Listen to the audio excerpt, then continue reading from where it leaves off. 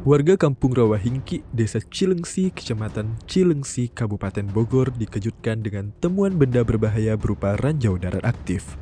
Kapolsek Cilengsi Kompol Zulkarnain menjelaskan, ranjau ini ditemukan oleh seorang petani.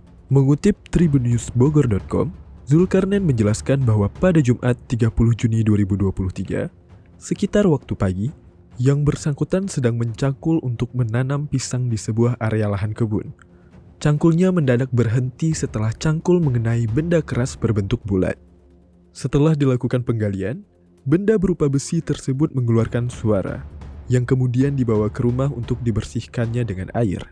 Lanjut Zulkarnain, saksi mengaku menceritakan penemuannya itu kepada anaknya, kemudian baru menyadari bahwa benda tersebut mirip dengan peluru meriam kuno. Atas temuan tersebut, saksi kemudian langsung melaporkan ke RW dan Babin Kamtibmas Polsek Cilengsi.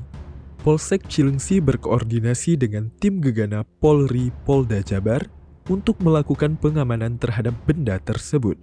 Zulkarnain mengungkap, tim Jibom Polda Jabar yang melakukan pemeriksaan terhadap temuan tersebut membenarkan bahwa benda tersebut merupakan ranjau darat yang masih aktif.